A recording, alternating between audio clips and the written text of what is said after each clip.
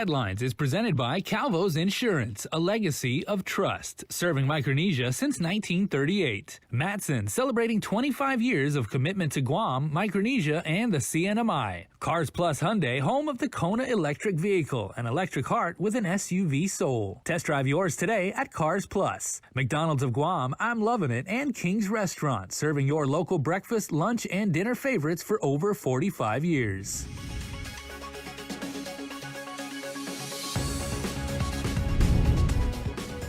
Ahead on your news leader, 5 people are arrested in connection to the death investigation launched by the Guam Police Department's Criminal Investigation Division. Plus, after videos of a riot in a Tamuning neighborhood went viral, the village mayor speaks out. And in Decision 2022 news from the NMI, 100 candidates filed their papers into the Commonwealth Election Commission. These stories and more right here, right now on KUAM News Primetime. Hafade and good evening, everyone. Welcome to KUAM News Primetime. I'm Nestor Lecanto, so glad you could join us. Topping our news tonight, this evening, police have identified the victim of the early Monday morning stabbing death at the Dededo Center. One man has been arrested for murder and 4 others are in custody in connection to the attack. Here's more. The victim was identified as 24-year-old Kifferston Cam Akim of Dededo. Police say he was attacked by a group of men during a riot outside the Dededo Center on the corner of Marine Corps Drive and Woostig Road. Officers responded about 1:30 a.m. and found Akim lying in the parking lot with multiple puncture wounds to his body. He was rushed to the Guam Regional Medical City, where he was pronounced dead on arrival. Criminal investigators last night arrested 31-year-old Samson Ismael Shapusi of Jigo for aggravated murder, aggravated assault, use of a deadly weapon in the commission of a felony, rioting, disorderly conduct, and public drunkenness. He's currently confined at the Aganya Detention Facility. 3 other men were also arrested: 21-year-old Son Joe, 21-year-old Darrow Isti, and 19-year-old Allison Joe. Police say the men had been removed from a nearby bar for disruptive behavior. They confronted the victim, who was not at the bar, and attacked him in the parking lot. The men were charged with aggravated assault, rioting, disorderly conduct, public drunkenness, reckless conduct, and hindering apprehension. A 4th man, 51-year-old Cyrus Joannes Matias, was arrested for aggravated assault, rioting, and disorderly conduct. All 4 men were booked and are confined at the Department of Corrections. And late this afternoon, more details of the assault were contained in a magistrate's complaint. It alleged that a fight started in a bar at the Dededo Plaza, and some of the men went to the parking lot to retrieve a Hawaiian sling, which is a 3-foot spear. Shapusi reportedly saw the victim Akim by his vehicle and asked him, "What are you looking at?" When the victim tried to get into his vehicle, he was attacked, and Shapusi allegedly used the Hawaiian sling to spear Akim several times. According to the complaint, Shapusi also identified himself in the surveillance video as one of the men who was beating the victim while he was on the ground. Meanwhile, a video circulating online of a riot in Tamuning draws concern by both the villagers and the village mayor. Daniel Perez has this report. A viral video of a riot in the village of Tamuning raises concerns from both residents and the mayor. In the video, a group of people can be seen using slingshots and sticks against each other in a fit of rage and anger. The fighting intensifies to the point where the sticks are used to hit others. We sat down with Tamuning Mayor Louise Rivera, who shared she was aware of the riot and shared what she knows about the incident. It's a very sad situation, again, that has happened. Of course, it's because of people not agreeing or seeing eye to eye. You know, I don't know exactly what happened or what was on their mind, or if they were, on anything, any type of drug, or if they were intoxicated. I don't know what the issue is exactly there, but on that certain area where that happened, I see and hear a lot of complaints about individuals hanging out there, drinking. According to Mayor Rivera, since the video started gaining attention, her residents have been avoiding the area altogether and shared their concerns about the people they see hanging about. I know a lot of people have expressed how they just don't want to go that way. They try to take another route home because they don't want to go by those individuals. because we never know what they're thinking, what's on their mind, or what they're on. We continue to go by there and monitor it. We have a lot of great people in the neighborhood there, that keep us informed. Also, what's happening there, and they do their part too in clearing, making sure people are cleared away. If they're doing stuff that they shouldn't be doing. Mayor Rivera is asking the community for assistance in locating the people involved in the riot. She added that the Guam Police Department is also investigating and trying to locate those involved. Should you have any information about the riot, you can contact the Tamuning Mayor's Office at 671-646-8646, the Tumon Precinct at 671-649-6330, or go to the Guam Crime Stoppers website at guam.crimestoppersweb.com. Daniel Perez reporting for KUAM News. In other police news, 40-year-old Jarrett Atoigui was arrested for the alleged sexual assault of a 14-year-old girl. According to court documents, the victim told GPD officers that the incident took place on August 2nd while she was watching television. Atoigui approached her and allegedly grabbed her breast and inappropriately touched her private area. According to the victim, she pushed Atoigui's hand away, but he continued with the assault. He told her not to tell anyone what happened. The victim also reported to officers that on July 31st, she woke up to Atoigui rubbing her feet and then moved up to her thighs. She told him to stop and he left. Atoigui was charged with 3 counts of 4th-degree criminal sexual conduct. And the Attorney General's office has responded to comments from defense attorney Curtis Vandeveld that the indictment of police officer Justin Kenga was, quote, politically motivated. Kenga is charged with manslaughter and negligent homicide for the shooting death of a man at the Dededo Shell gas station who was using a slingshot against passers-by. The OAG issued a statement that reads in part that this incident took place during an election year is not something within the control of AG Camacho or the Office of the Attorney General. Justin Kenga's case was handled the same as any other case within the independent investigative team process. It goes on to say that, quote, we recognize this is a difficult situation for the family who lost a loved one and an officer who reported to work as any other day, ready to serve the community. To blame the grand jury's determination on political motivation is disingenuous and threatens the integrity of the criminal justice system. In other news, deliberations on the fiscal year 2023 budget bill continue with more discussion today on the projected revenues. During her turn to ask questions, Senator Joanne Brown brought up the teacher and law enforcement pay raises that were authorized by the governor through executive order. Brown sought to confirm with Office of Finance and Budget Director Steve Guerrero how much the increases will cost and for how long. Don't you think that should give us an underlying indicator that maybe about $40 million. So we're looking $40 million to infinity that the people of Guam are going to address moving forward. Again, just because of the unilateral, has, I'm sure, nothing to do with the election.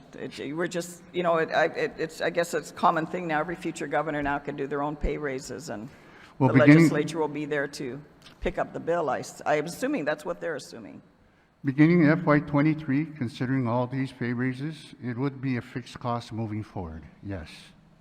The raises are included in the FY23 budget, which is currently pegged at $1.02 billion. Meanwhile, the afternoon session was cut short by the sad news of the passing away of Speaker Therese Terlahi's father, attorney and former Senator Edward S. Terlahi. Appropriations Chairman Senator Joe San Agustin made the announcement. I'd ask my colleagues to please rise while we offer a moment of silence. We offer a moment of silence in honor of former Senator and Vice Speaker Edward S. Terlahi, who passed away just a couple of hours ago, 11 o'clock, and for his family, especially the Speaker, Speaker Therese Terlahi and the family.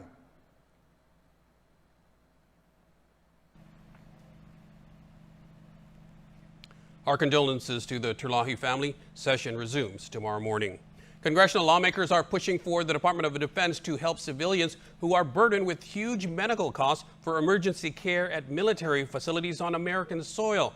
And one national report indicates that there could be as many as 500 people on Guam who may be impacted by those soaring bills. Regional correspondent Tomas Maglonia reports. Senator Elizabeth Warren and Representative Joaquin Castro are sounding the alarm, writing to the Department of Defense, citing a Government Accountability Office report that says the DoD may be misleading or misinforming civilians about debt they incur when they receive emergency medical care at military healthcare facilities. The lawmakers say more can be done within DoD's authority to waive and reduce debt and educate civilian patients who might need the care and equipment available at a military hospital about their options for financial relief. The report lists the Naval Hospital on Guam as one of 44 medical treatment facilities across the globe. According to DoD data cited in the 55-page report, the Naval Hospital on Guam sees an average of 250 to 500 civilian emergency patients per fiscal year.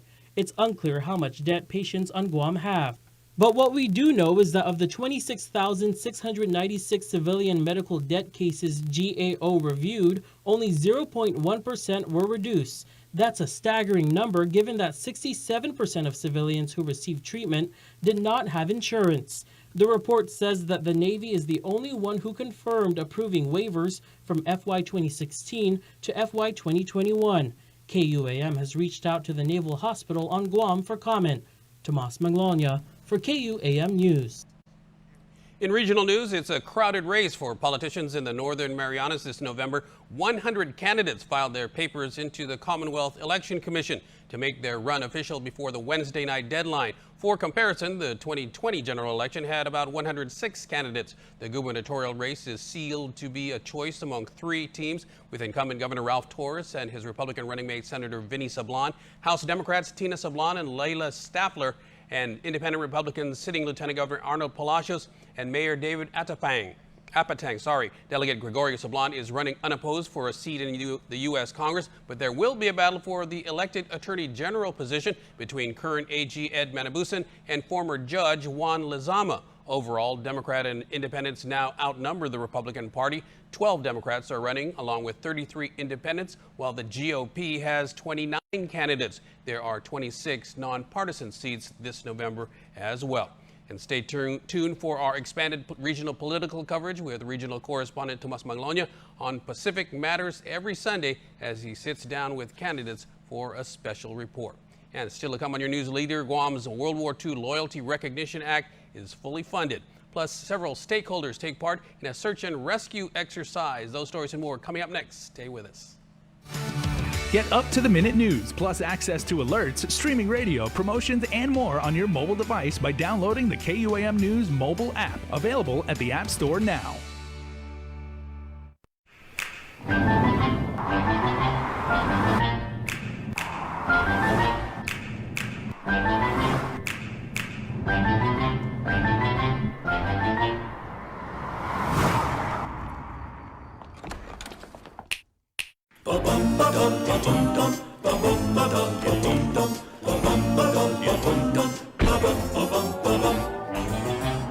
Santa Fe family. And we'll make sure to keep you informed and entertained with news from the KUAM News team, what to watch on NBC and CBS, and the latest promotions from KUAM Communications. Go to KUAM.com, click on the newsletter tab at the top of the homepage, register, and you're all set. Brought to you by Uno Go, Guam on Demand. Welcome back. The Guam World War II Loyalty Recognition Act is now fully funded. That means annual Section 30 money will no longer be tapped to cover federal war claims payments. Budget Director Lester Carlson made the announcement during the budget session this week while discussing projected revenues. We have provided about $39 million towards that endeavor, and we have been given assurances that the monies that we have provided to date are sufficient for the war claims settlement, and we anticipate that will not be deducted from our Section 30 revenues moving forward. A provision was added to federal law to require that any Section 30 funds over a certain threshold be set aside by the Treasury Department to pay for war claims. Section 30 funds are income taxes collected from federal and military employees on Guam that are rebated back to GovGuam each year by the federal government. And this morning, members from the U.S. Coast Guard, Guam Police, U.S. Navy, Guam Fire Rescue conducted a search and rescue exercise. Joan Uggan-Charfris has more from the 2 on Waters. When it comes to search and rescue, one of the roles of the U.S. Coast Guard is to work with their partners locally, the Guam Police, Guam Fire Rescue, and the U.S. Navy. On Thursday morning, a joint search and rescue exercise was held off the waters in Tumon. Lieutenant Patrick Dryce is with the U.S. Coast Guard cutter Frederick Hatch and says that it was an opportunity to bring all the team members together and make sure everyone is still on the same page and ensure they're ready for the next case. The Coast Guard coordinates a lot of the actions that occur during a search and rescue in this area, but with the greater team working together is how we've been able to be successful with many search and rescue cases over the years. The 2-day exercise started with a tabletop portion on Wednesday and concluded with the full-scale open water phase, which consisted of a coordinated response to an overdue vessel off Matapang Beach. It included the deployment of floating mannequins and data marker buoys to simulate people in distress. Participating in today's exercise was AWS-1 Jeffrey Jorgensen, who was aboard the cutter as an aviation safety swimmer. We do a lot of the inland search and rescues here. I've been on one that was 110 miles out, going and picking up a foreign national off of a ship who was in a bad situation. So we cover everything from overland, in water, pulling people off of ships, medevacs from Saipan.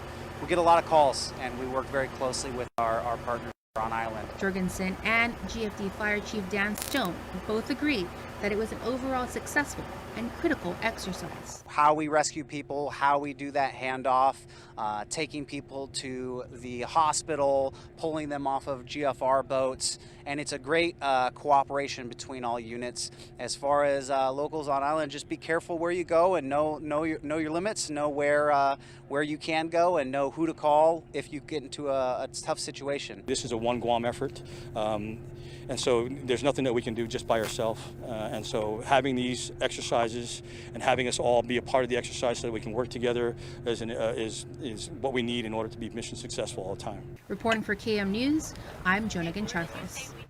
Over in the NMI, with a flood of Federal American Rescue Plan funds, the CNMI government says it's trying to put a plan together before those funds expire and are fully spent. In a recent press briefing, the CNMI Department of Finance says they expect programs and projects to reduce the island's current deficit in the millions.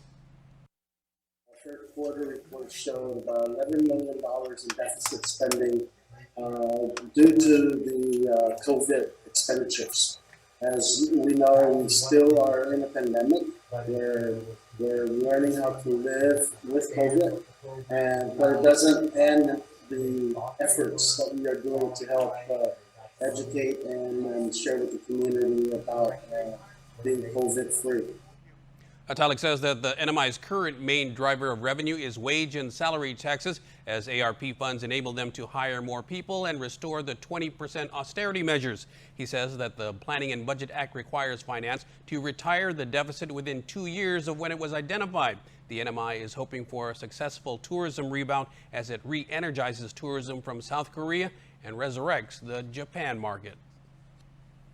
Local residential ratepayers should now be seeing the first credits of $100 each for July and August. The island's new energy credit program provides $500 in credit to Guam Power Authority customers in $100 monthly installments through November. Your credits will appear on billing statements printed in August and thereafter. For more information, check out GuamPowerAuthority.com, GPA's Facebook page, or update your account contact information at paygpa.com. Residents, you might want to keep your umbrellas handy. The National Weather Service Guam Weather Forecast Office is monitoring a series of possible disturbances that could bring heavy rain to Guam, Rota, Tinian, and Saipan all of next week. Guam is expected to experience sufficient heavy rain of up to 6 inches that could cause urban and small stream flooding. Residents and visitors of the Marianas are advised to closely monitor this developing situation and stay up to date with the latest. Stay tuned. Dave Delgado's up next with sports. Don't go anywhere. Our workforce is changing and our students need to be prepared to face the challenges that lie ahead. Real investments in education require real action so that our kids have the best chance to succeed. We gave teachers a pay raise because we value the important work they do for our children every day. We provided funds that support children with special needs and their families so that their challenges can be addressed.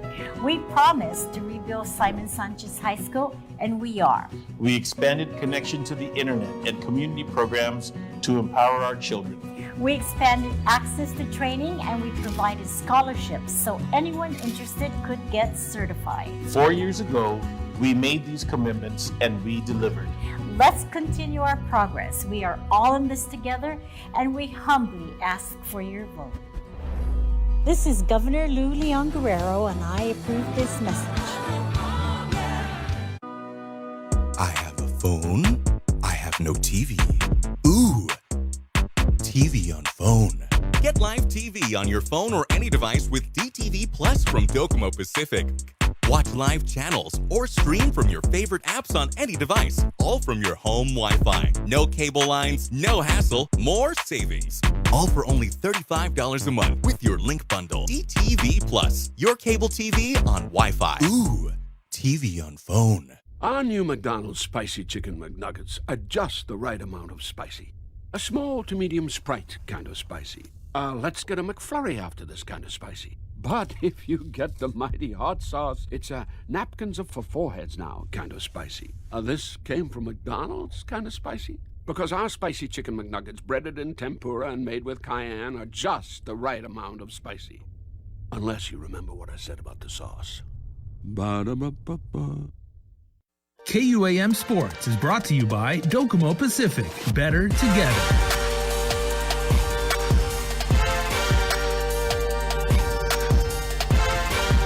U18 boys basketball between Imperials and Summer School over at the Guam Sports Complex. Imperials with the W in their last game of the season.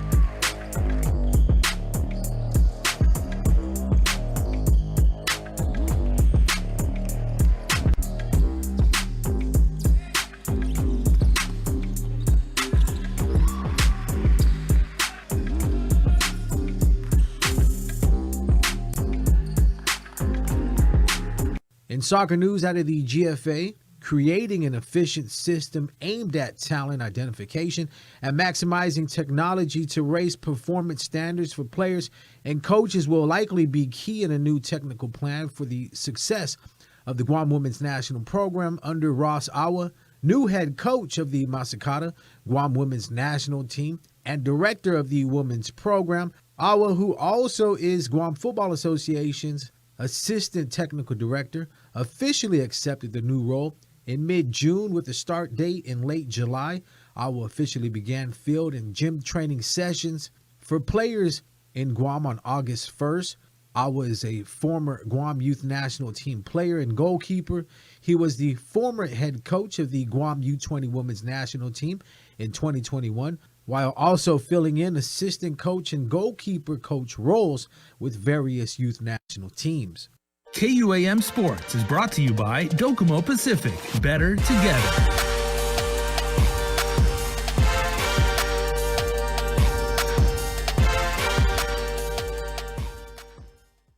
Half a day. I'm Governor Lou Leon Guerrero, and I'm proud to report that we have opened a new relief center to help you as we continue to recover from the pandemic. From healthcare to welfare, childcare, housing, and utilities, we have a wide variety of direct relief programs available to help you. This central location provides direct access to most of our public assistance programs under one roof. Our friendly staff are ready to help you through the application process. We are working to ensure you get the assistance you need to receive the relief available to you and your family. This means more support to help you meet the cost of living and give you more money in your pocket. We are improving how government is working. Our administration continues to invest in Guam's future, delivering relief and driving our recovery. Visit the Government of Guam Relief Center at the 3rd floor of the Bank of Hawaii building in Hagåtña, Monday to Friday, 8 a.m. to 5 p.m. or call us at 671-475-2060. During the pandemic, that's the time that I were closed for 1 year. So the payment that me and my daughter we bring home, let's just say 500 a month or 600. My rent is 850. When I contact the rental assistant, they say that I'm approved. I really so happy.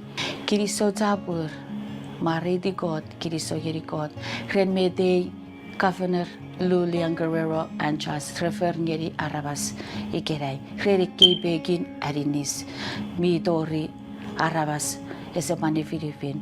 Ren took Panabe, any kind of lacility. She really helped us out for the rent. Kiriso tabur. God ebofakuna nomrer. God bless, Governor. Yes. This ad was paid for by the Department of Administration using federal funds.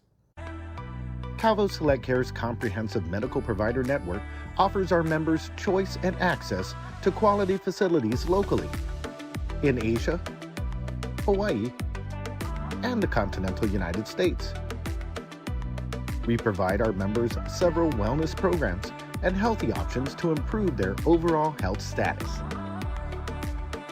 Calvo Select Care, healthcare that's always there for you. Contact us today for more information. And welcome back. We wrap up the show with your birthday shout-outs. As always, here's Jason Salas. Happy August 11th birthday wishes to Elima English. May you have a very happy and blessed birthday. Love you to the moon and back. Say Dad, Mom, and the family. And Sadie Page Shablan Tapia. Happy birthday number 12, Sadie, from Mommy, Mom, Papa, and Auntie Patty. And you can be a part of our Cold Stone Creamery Birthday Club by checking out KUAM.com. That's our report for tonight. Thanks for watching, everyone. Stay safe.